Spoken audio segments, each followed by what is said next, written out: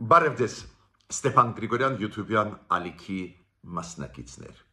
Ողջունում եմ ձեզ բոլորիդ։ Նոյեմբերի 8-ն է այսօր։ Այսօր մեր գլխավոր թեման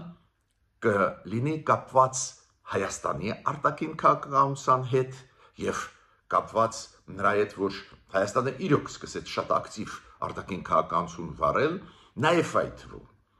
մեծ երկու ֆորումներ անցկացվեցին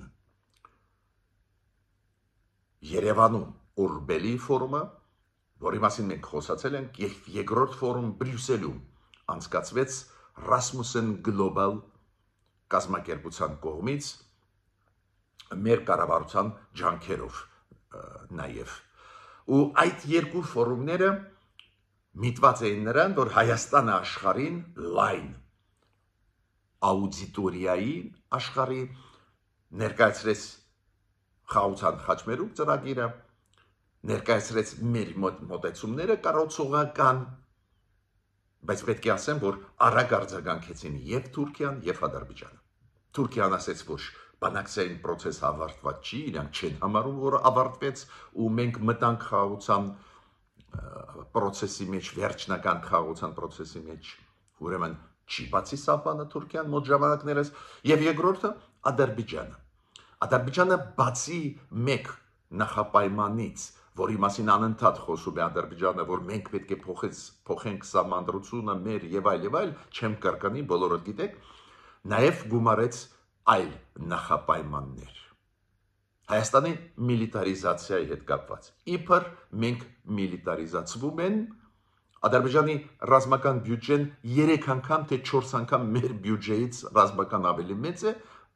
իրանք չեն միլիտարիզացվում, պարզվում է մենք միլիտարիզացվում են, ու Ադրբեջանը հիմա դա դնում է որպես գրեթե նախապայման։ Մյուս նախապայմանը Ադրբեջանի կապված է նրա հետ, որ Ադրբեջանը ասում է, որ դիտորդները պետք է ընդհանրապես դուրս գան Հայաստանից։ Այս ձևի բան խաղաղության պայմանագրում ֆիքսված չի։ Խաղաղության պայմանագրում իրոք կա կետ, որի մասին մենք խոսացել ենք, ասել ենք կառավարությանը իզուր, որ դա կա, բայց դա վերաբերվում է միայն հայ-ադրբեջանական սահմանին, որ մոտ սահմաններին երրորդ ուժերի ներկայացուցիչները չլինեն։ Մենք հիշում ենք, ասել ենք, սխալ է այդ կետը, որ մտնի, բայց մեր կառավարությունը խաղաղությանը խաթեր համաձայնվեց։ Հիմա Ադրբեջանը ասում է ոչ, դուք չպետք է խորքերը տանեք այդ դիտորդական առաքելությունը, ինքը ընդհանրապես պետք է դուրս գա Հայաստանից։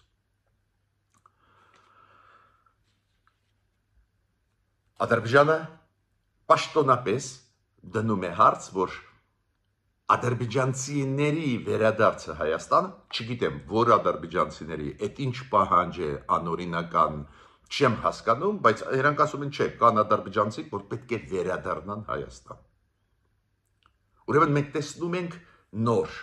զարգացումներ Վաշինգտոնյան ստորագրված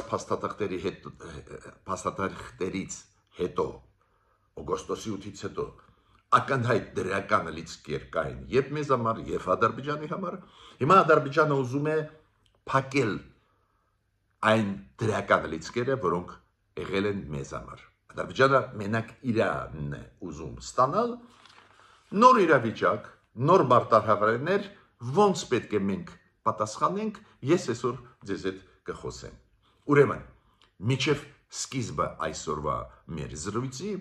ես խնդրում եմ ձեզ բաժանորդագրվել, կիսվել, լայքել, ինչ անչափ կարևոր է ու աշխատացնում է մեր YouTube-յան ալիքը։ Չեմ ուզում ձեզանից թաքցնել, շատ մտահոգված եմ, ինչքան շատ են լինում հարձակումները, կիբերհարձակումները մեր YouTube-յան ալիքի վրա։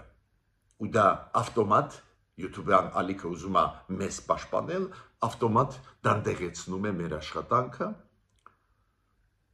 Ուրեմն ձեզանից է կախված, ինչքան ակտիվ կտարածվեն մեր նյութերը։ Մենք պրոֆեսիոնալ ուսումնասիրում ենք, մենք այն ամենագլխավոր մտքերը, կետերը ֆիքսում ենք զարգացումների, ոչ միայն հայ-թուրքական, հայ-ադրբեջանական, նաև աշխարհում ընթացող process-ները, որոնք արձագանքվում են Հայաստանում։ Ուրեմն Սկսում եմ այսօրվա իմ աշխատանքը, միջև բուն այսօրվա թեմայի անցնելը, ես պետք է ասեմ, որ ես միշտ ձեզ բերում եմ մեր երիտասարդների հաջողությունները եւ սպորտում, եւ ինտելեկտուալ գիտական ոլորտում։ Սպորտում մեր հաջողությունները ակնհայտ են, դուք գիտեք, որ վերջի ժամանակներս անցել է երիտասարդական եվրոպական առաջնությունը ծանրամարտում միջև 20 տարեկան եւ միջև 23 տարեկան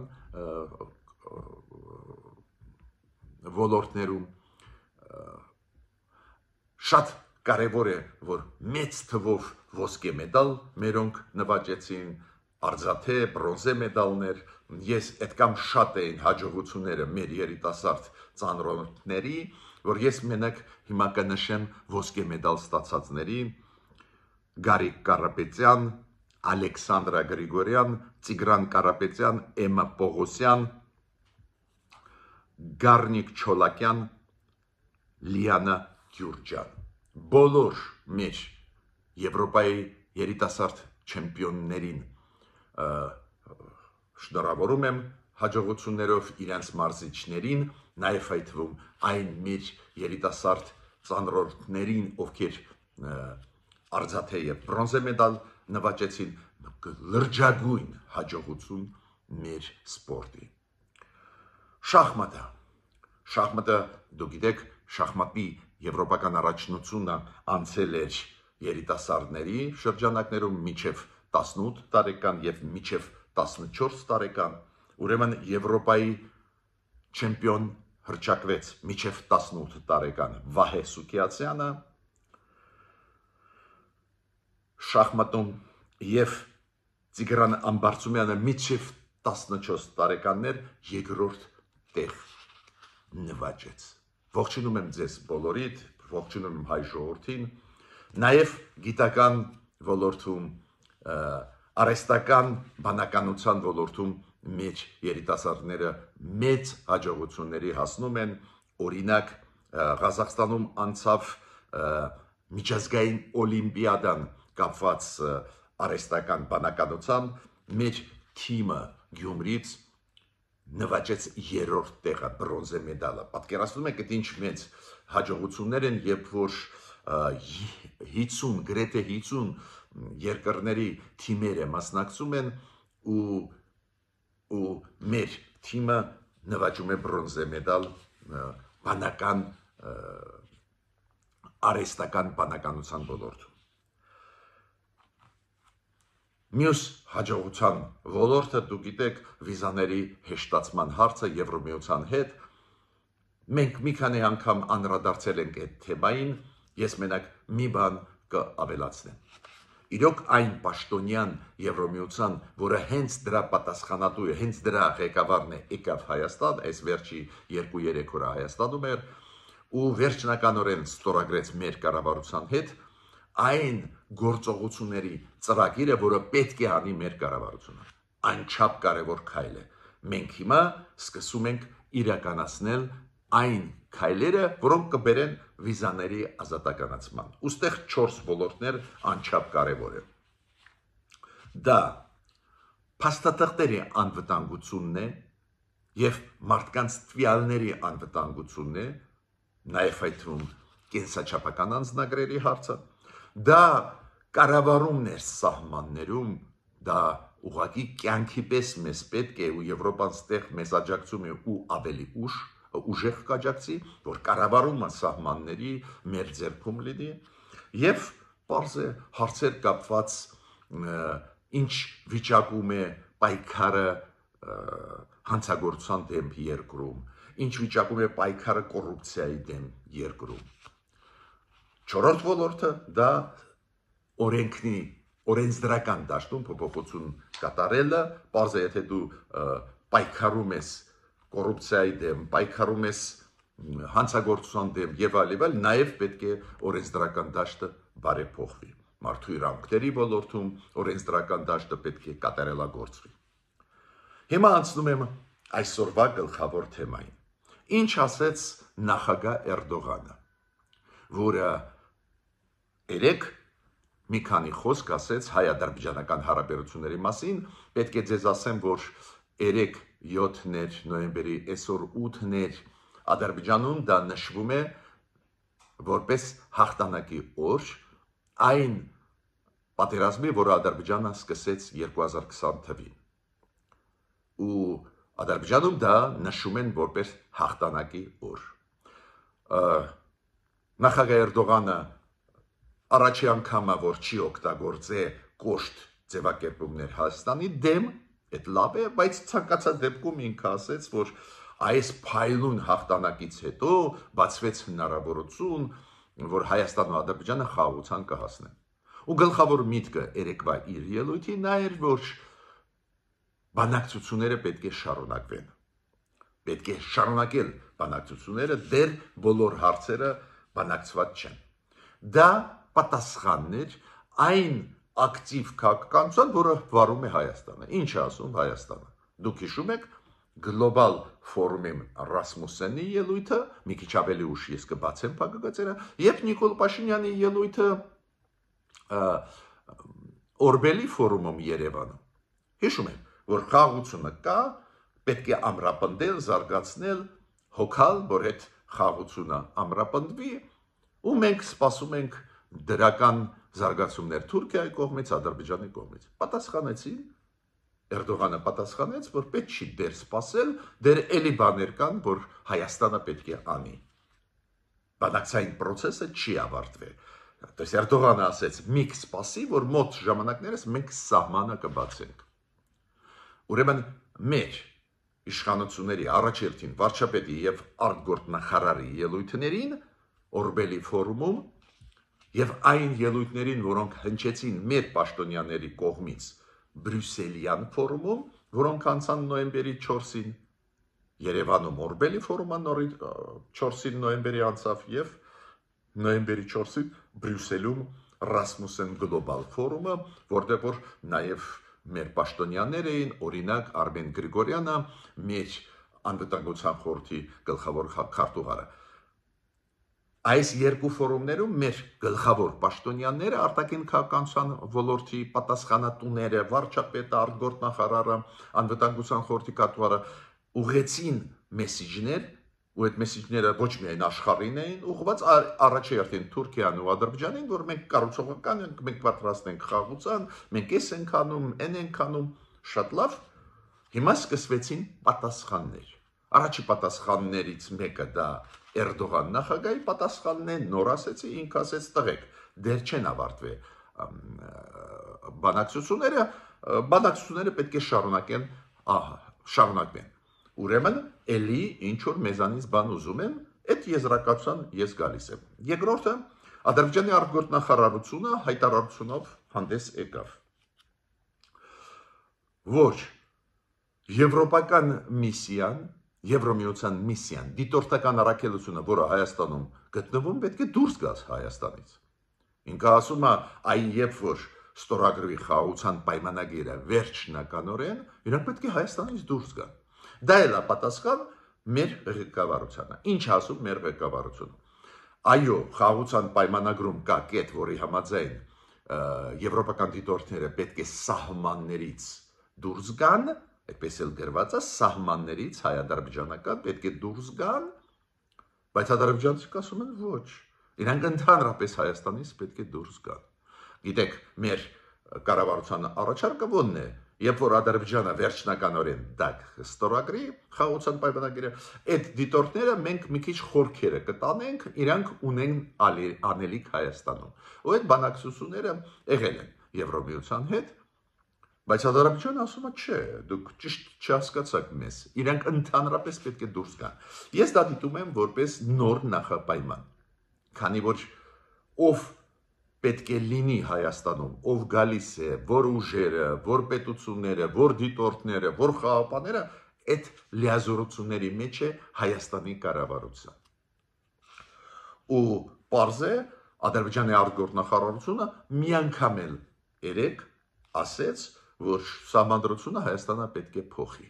Սահմանադրությունը իր մեջ պարունակում է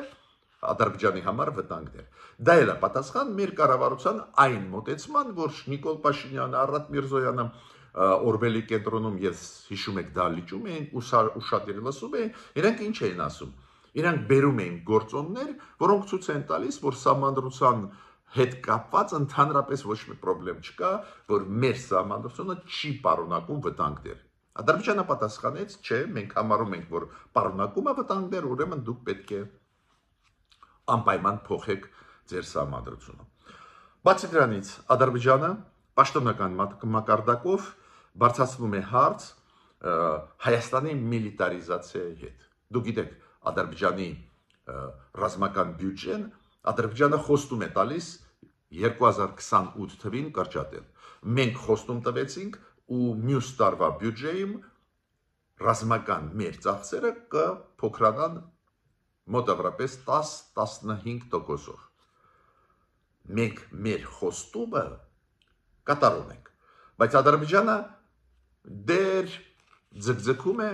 ու ստացվեց, որ 2026-ի բյուջեն ավելի մեծ կլինի Ադրբեջանում համեմատ 2025 թվի ու բավական ուժեղ է բարձրացնում բյուջեն մոտավորապես 20%-ով։ Ուրեմն երկու կողմերը պայմանավորվեցին միլիտարիզացիայից հրաժարվել, բայց Ադրբեջանը դեր պատրաստ չի, ասում է 2028 թվին ես կսկսեմ կրճատել իմ բյուջե։ Հայաստանը սկսեց կրճատել բյուջե, դուք գիտեք 2026 թվի բյուջեն, որը հիմա քննարկվում է, Հայաստանը մոտավորապես 15%-ով այդ բյուջեն կկրճատի։ Ադրբեջանը դեր մեծացնում է իր բյուջեն։ Ու չգիտես ինչու, իրենք մեղադրում են Հայաստանը միլիտարիզացիայի մեջ։ Պատկերացնում եք, Ադրբեջանի բյուջեն այտենց էլ 3 թե 4 անգամ ավելի մեծ է հայկական բյուջեից, ռազմական բյուջեից, 3 թե 4 անգամ։ Բացի դրանից, իրանք մեծացնում են բյուջե, բայց մեզ մեղադրում են նրա մեջ, որ մենք իբր միլիտարիզացիայի գնում ենք։ Տարօրինակ տրամաբանություն է Ադրբեջանի մոտ, բայց պետք է ասեմ, որ դա ինչքան ես հասկացա, նոր նախապայմանների մեջ է մտնում։ Նոր նախապայմաններ են, երբ որ Ադրբեջանը ասում է, չէ, Հայաստանը պետք է հրաժարվի զենք զինամթերք առնել, միլիտարիզացիայի գնում է։ Շատ հետաքրքիր է, որ նույն Իլհամ Ալիևը իր ելույթներից մեկում 3 թե 3-4 օրը ասեց, որ իրանք իրենց բանակը ամբողջությամբ անցնում է ՆԱՏՕ-ի ստանդարտներին Թուրքիայի միջոցով։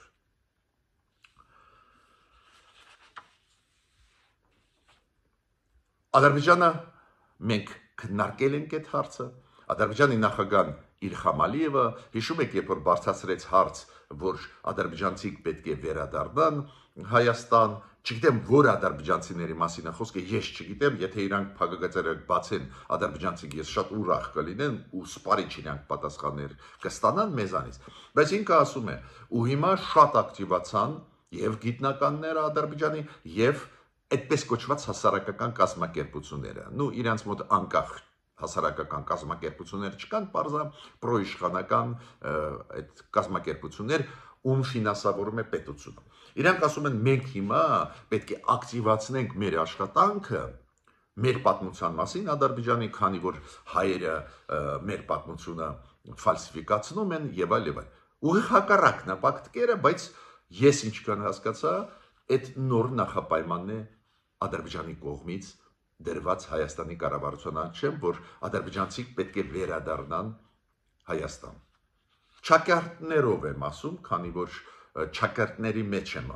մտցնում այդ բառը վերադառնան, քանի որ ադրբեջանցիների մասին է խոսքը, ես ճիշտ ասած չգիտեմ։ Ինչ եմ ես ուզում ասել։ Ուզում եմ ասել, որ այն պնդումներին, որոնք հնչեցին Օրբելի ֆորումի ժամանակ վարչապետի, արտգործնախարարի Հայաստանի կողմից, այն մտքերը շատ կառուցողական, որոնք եղել են Արմեն Գրիգորյանի կողմից Բրյուսելում, պարոն Ռասմուսենի կողմից Բրյուսելում, հիշում եք Ռասմուսեն գլոբալ կազմակերպությունը, Ռասմուսենը այդ մարդն էր, որը նախկին ՆԱՏՕ-ի գլխավոր քարտուղար ու իրենց կազմակերպությունը ի պաշտոնե լոբիստական աշխատանք է տանում ի օգուտ Հայաստանի, կառուցողական, որ մենք պատրաստ ենք խաղաղության, մեծ ճանապարհ կողմերը անցան եւ այլ, ավելին Նիկոլ Փաշինյանը հիշում եք ասեց, որ շատ ինտենսիվ երկխոսում գնում է Թուրքիայի հետ, շատ կառուցողական ինտենսիվ մենք դա գնահատում ենք ու շատ հնարավորությունը բարձր է հավանականությունը, որ մոտ ժամանակներս սահմանը կբացվի, այս ձևի ակնարկեր մենք լսում ենք, Էրդողանը պատասխանեց. տղեկ շտապում եք, դեր բանակցելու բաներ կան։ Այդ բանակցելու բաները ես թվարկեցի նոր նախապայմանները։ Նույնը պարոն Արարատ Միրզոյանը ինքը շատ դիպուկ պատասխանեց լրագրողների հարցերին, այ որ ասում են ինչ որ մարդիկ պետք է վերադառնան Հայաստան, ինքը ասեց, որ իմ կարծիքով Հայաստանի Հանրապետության քաղաքացիները պետք է ապրեն Հայաստանում, Ադրբեջանի քաղաքացիները ապրեն Ադրբեջանում։ Բավական դիպուկ պատասխան է, ինքը չսկսեց ծավալվել, որ ադրբեջանցիների մասին է խոսքը։ Ինքը ասում է, ինչու։ Նիկոլ Փաշինյանը շատ կարևոր բան ասեց, ուղղակի այդ ֆորումներից հետո։ Ինքը ասեց, որ առաջինը Զանգեզուրի Միչանսկի տերմինը, երբ որ օգտագործում է Ադրբեջանը, դա վերաբերվում է Ադրբեջանի տարածքին, ու երկրորդը ինքը ասեց, մարդիկ Հայաստանից մենք պետք է հասնենք նրան, որ կարողանան մտնել Ադրբեջան։ Մարդիկ Ադրբեջանից կարողանան մտնել Հայաստան, դա է խաղաղությունը։ Բայց այլ մտքեր, որ հնչում են, որ ինչ որ մեկը պետք է տեղափոխվի ապրի Հայաստանում, դա խաղաղությանը չի աջակցի։ Տեսակ, մեր կառուցողական մոտեցումների, բավական մեղմ արտահայտությունների մենք տեսնում ենք պատասխան Ադրբեջանից եւ Թուրքիայից բավական կոշտ։ Ես ասեմ դες նաեւ Նիկոլ Փաշինյանը շատ դիպուկ պատասխանեց Իլհամ Ալիևին, երբ որ Իլհամ Ալիևը ասեց, որ այ մենք բացում ենք ռուսական ցարական քարտեզները ու տեսնում ենք, որ կա Ադրբեջան-Հայաստան չկա, Նիկոլ Փաշինյանը ասեց, դա սխալ է, մենք էլ բացեցինք այն քարտեզները, որի մասին խոսում է Իլհամ Ալիևը, պարզվեց այնտեղ Ադրբեջան չկա, կա Հայաստան։ Գիտեք, այս ձևի պատասխաններ հաճախ պետք է տրվեն։ Չես կարող չտալ, քանի որ ես միշտ ասում եմ, հարցը մենակ նրանում չի, ինչ քաղաքականություն է վարում Հայաստանը կամ Ադրբեջանը, ինչքան իրար դեմ են, ինչքան էլ գնում խաղաղության, գլխավորը նա է, որ ֆալսիֆիկացիաների դեմը պետք է առնես։ Այդ քարտեզներում, որտեղ որ Իլհամ Ալիևը ասում է, այնտեղ Սևան լիճ չկա, կա Գյոկչա, այնտեղ գրված է Հայաստան։ Հիմա ինչ նշանակություն ունի, ինչ անուն ունի Սևան լիճը։ Եթե գրած է Հայաստան, ուրեմն դա Հայաստանն է, հասկանում եք։ Ու բարեբախտաբար Նիկոլ Փաշինյանը այս անգամ բավական դիպուկ պատասխանեց։ Մի քանի խոսք ուզում եմ ասել ու հետո կանցնեմ, ինչ պետք է անենք այս վիճակում, երբ որ Թուրքիան ձգձգում է սահմանի բացումը, երբ որ ու դա մենք կանխատեսել ենք, երբ որ Ադրբեջանը նոր նախապայմաններ դրեց, ինչ պետք է անենք, մինչև դրա անցնելը ուղղակի այս կարևոր Ռասմուսեն գլոբալ կազմակերպության կազմակերպված մեր կառավարության հետ միասին Բրյուսելում լրջագույն կոնֆերանսի, որը անցավ նոյեմբերի 4-ին, Օրբելի ֆորումը անցավ Հայաստանում, Երևանում, նոյեմբերի 4-ին 5-ին, այդ ֆորումը Բրյուսելյան անցավ նոյեմբերի 4-ին Բրյուսելում։ Պարզ է, պարոն Ռասմուսենը նախկին ՆԱՏՕ-ի քարտուղար շատ կառուցողական ելույթ ունեցավ։ Պարզ է, մեր կառավարությունը կիսվեց իր հետ այդ մոտեցումներով, որ չսրենք հարաբերությունները Ադրբեջանի Թուրքիայի, ուղարկենք դրական մեսիջներ։ Ռասմուսենը նաև ասեց, որ այդ խաղաղության խաչմերուկը օգտակար է բոլորի համար, ոչ միայն տարածաշրջանի երկրների, այս խոսույթը մեր կառավարությանը ինքը կրկնեց, բացի դրանից Ռասմուսենը կոչ արեց Եվրոմիության Միացյալ Նահանգների ջանքերը ուժեղացնել համոզելու համար Թուրքիային, որ սահմանը բացի, դա կլինի շատ կարևոր։ Ռասմուսենը նաև բերում էր գործոններ, որոնք ստիմուլ կտան Եվրոմիությանը եւ Միացյալ Նահանգների ել ավելի ուժեղ աջակցել Հայաստանին, որ խաղաղություն լինի, ինքը ասում էր Ռուսաստանի դերը շատ կնեբազի, եթե հայ-թուրքական սահմանը բացվի, ուրեմն ամերիկացիք, եվրոպացիք պետք է աջակցեն այդ ուղղությամբ։ Պարզ է, որ Արմեն Գրիգորյանը, երբ որ ելույթ ունեցավ Բրյուսելում, նաև կառուցողական այդ մոտեցումները ներկայացրեց, անհրաժեշտությունը խաղաղության եւ այլ։ Դες մեկ տեսնում ենք, որ մեր կողմերը, հայկական կողմերը եւ հայկական Հայաստանին աջակցող եվրոպացիք, ամերիկացիք իրենք կառուցողական են։ Նույն Դոնալդ Տրամպը աջակցություն ուղարկեց։ Պարզա Դոնալդ Տրամպի թիմը գիտի ինչ է կատարվում, ուսումնասիրում է, գիտի, որ Ադրբեջանը նորից վերադարձավ Զանգեզուրի Միչանսկ եզրույթի, իրենք ամեն ինչ գիտեն։ Օգոստոսի 8-ից հետո Ադրբեջանը նվազագույնը 2 ամիս շատ զգուշավոր էր։ Նույնիսկ եթե Զանգեզուրի Միչանսկ էին ասում, նույն պահին ասում էին Դոնալդ Տրամպի ուղի դա նաև կոչվում է։ Հիմա վերջի նվազագույնը 10 օր Ադրբեջանը նորից ասում է դա Զանգեզուրի Միչանսկ ճանապարհն է, պաշտոնական մակարդակով, ոչ պաշտոնական։ Արձագանքեցին ամերիկացիք, Դոնալդ Տրամպը ինչ ասեց։ Դոնալդ Տրամպը ասեց, որ շատ լավ զարգացումներ են գնում հայ-ադրբեջանական հարաբերություններում, խաղաղության օրակարգ եւ այլ, ու Դոնալդ Տրամպը ասեց, ես շատ շնորհակալ եմ եւ Ադրբեջանին եւ Հայաստանին ղեկավարներին, որ այս ճանապարհը, որը պետք է բացվի, կոչվում է Թրամփ ուղի ճանապարհ։ Ակնհայտ է, որ դա մեսեջ է Ադրբեջանին, որ ամերիկացիք համարում են այս ճանապարհը Տրամփ ուղի ճանապարհ։ Ավելին ինքը այդ խոսքերը ասեց, երբ որ կենտրոնական ասիական երկրների հետ հանդիպում էր, 1 գումարած 5 կենտրոնական ասիական երկրների ղեկավարների առջև ինքը ելույթ ունեցավ ու գովաց այդ ծրագիրը, ասեց այդ ծրագիրը կարևոր է նաև կենտրոնական ասիական երկրների համար, շատ կարևոր է, որ Հայաստանը Ադրբեջանի հետ հիմա կառուցողական աշխատում են, դրանով ավտոմատ ինքը ուժեղացնում է դիրքերը Հայաստանի, քանի որ Ամերիկան շատ լավ գիտի, որ Զանգեզուրի Միչանսկը օգտագործում եւ Թուրքիան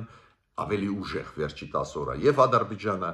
բայց ինքը ասեց շնորհակալ եմ Ադրբեջանին եւ Հայաստանին, որ իմ անունով անվանեցին այս ճանապարհ։ Ես դա հատուկ եմ նշում։ Հիմա ինչ անենք։ Ինչ անենք այս իրավիճակում, երբ որ ես ինչքան հասկանում եմ, այս խաղաղության ծրագրի ստորագրման հարցում Ադրբեջանը կշարունակի ձգձգել, ակնհայտ է դա, եւ ինչ անել, երբ որ մենք տեսնում ենք, որ Թուրքիան է ձգձգում է սահմանի բացումը։ Թուրքիայի նախագահի ասածը մեկն էր, որ ինքը ողջունում է process-ը հայ-ադրբեջանական, բայց կան հարցեր, որ պետք է քննարկվեն։ Ինչ անել այս պայմաններում։ Այո, շարունակել այն գիծը, որը մենք տանում ենք, որ մենք կողմնակից ենք խաղաղության, մենք լիեք վճռականության վերջնականորեն ստորագրել խաղաղության պայմանագիրը։ Բայց մեր քաղաքականության մեջ մի փոքր պետք է շեշտադրումները փոխել։ Օրինակ, անպայման պատմաբանները, փորձագետները, առանձին դեպքերում պաշտոնյաները պետք է դիպուկ պատասխաններ տան այն ֆալսիֆիկացիաների, պատմական ֆալսիֆիկացիաների, որին գնում է Ադրբեջանը, եւ Ադրբեջանի գիտնականները, եւ Ադրբեջանի իշխանությունները։ Ոնց դիպուկ Նիկոլ Փաշինյանը տեղը դրեց Ալիևին, ասեց նույն քարտեզները մենք նայեցինք, կա Հայաստան, Ադրբեջան չկա։ Եվ երկրորդը, երբ որ Նիկոլ Փաշինյանը ասեց, բայց ով ասեց, որ Գյոքչաթը ադրբեջանական անունն է։ Ասում է դա կարող է պարսկական, կարող է արաբական, արի ուսումնասիրենք։ Մյուսը, այն, որ Ադրբեջանը անդադ խոսում է, որ ինչ որ ադրբեջանցիք իրավունք ունեն վերադառնալ արևմտյան Ադրբեջանի եզրույթ, դրա պատասխանը շատ հասարակ պետք է լինի։ Որ կես միլիոն հայեր ապրել են Ադրբեջանում։ Այո, դա պաշտոնական ստատիստիկա է։ Պաշտոնական տվյալներ են Սովետական միության հետ, Ստեփան Գրիգորյանի ասածը չի։ Կես միլիոն հայ։ Մտեք 1970 թվականի մարտահամարի, Սովետական միության մարտահամարի տվյալներ։ Մտեք 1979 թվի մարտահամարի Սովետական միության անցկացված։ Կես միլիոն հայ ապրել է Ադրբեջանում։ Ուր են այդ հայերը։ Մենք էլ պետք է դնենք հարց։ Եթե ադրբեջանցիք դուք դնում եք հարց նախկինում ապրող ադրբեջանցիների Հայաստանում, հարց չկա։ Մենք դնում ենք այդ կես միլիոնի հարցը։ Անպայման պատասխաներ Ադրբեջանի այն մեղադրանքի, որ իբր մենք միլիտարիզացիայով գնում ենք։ Միայն վերջի ժամանակները Ադրբեջանը 40 թե ինչ կան, ռազմական կործանիչ առնում է Պակիստանից։ Առաջի պարտիան եկավ։ 40 ռազմական կործանիչ Պակիստանով արտադրված Ադրբեջանը հիմա բերում է Ադրբեջան։ Արել են, փողը տվել են, հիմա մի մասը եկավ Ադրբեջան։ Որ միլիտարիզացիայի Հայաստանի մասին է խոսքը, հակառակը Ադրբեջանի։ Ուրեմն այստեղ էլ պետք է պատասխանները տան։ Բայց գլխավորը ինչի մասին ես ուզում եմ ասել, գիտեք որն է։ Այո, այս պատմական էջերին անպայման պետք է պատասխան տանք։ Անպայման պետք է բարձրացնենք հարցը հայերի ապրող Ադրբեջանում իրանց ոտնահարված իրավունքների վերականգնման հարցը։ Անպայման Ադրբեջանի ֆալսիֆիկացիաներին պետք է պատասխանել փաստերով եւ այլն։ Բայց գլխավորը ուրիշ հարց է։ Գլխավոր հարցը նա է, որ այդ Թրամփ ճանապարհի ծրագիրը արագ իրականացնենք։ Քանի որ այնտեղ կան մեզ համար դրական մասեր, արագ իրականացնենք։ Եվ մյուսը նորից նեյտրալիզացնել է պետք Ռուսաստանի ազդեցությունը այդ process-ների վրա։ Դուք տեսաք այդ բարդությունները ինչից սկսվեցին։ Ալիև Պուտին հանդիպումից հետո, որը կայացավ հոկտեմբերի սկզբներին Դուշանբեում։ Նորից իրանք հիմա ինչ որ խոմորումների մեջ են մեր դեմ ուղված, այս Սյունիքի ճանապարհի դեմ ուղված։ Նորից ուզում են վերադառնալ, հիշում եք նոյեմբերի 9-ի 2020 թվի պայմանագրի այն 9-րդ կետին։ Ուրեմն նեյտրալիզացնել Ռուսաստանը անհրաժեշտ է։ Ու չմոռանաք այդ բարերը, որ ասեց Սերգեյ Շոյգու Արմեն Գրիգորյանի հետ հանդիպման ժամանակ 2 օր առաջ։ Զանգեզուրի միջանցք մեզ համար կա։ Դա նշանակում է, որ Ռուսաստանը ասում է, որ այդ ճանապարհը պետք է վերահսկի Ռուսաստանը ու Ադրբեջանը։ Այդ պետք է մենք բոլորս հասկանանք։ Ուրեմն պատասխանը չպետք է լինի էմոցիոնալ, գրագետ, բայց պետք է հասկանանք։ Թուրքիան մոտ ժամանակներս սահմանը չի բացի, ու այն հիշում եք սպասելիքները հունվարին ոչ։ Էրդողան ասեց լիքը բան կա դեր բանակցելու, ու երկրորդը Ադրբեջանը այո կմանևրի նոր նախապայմաններ կդնի։ Դրա պատասխանը պետք է լինի աշխատանք, կոնկրետ հողի վրա աշխատանք։ Ես ավարտեցի իմ ելույթը, միջ նոր հանդիպումներ։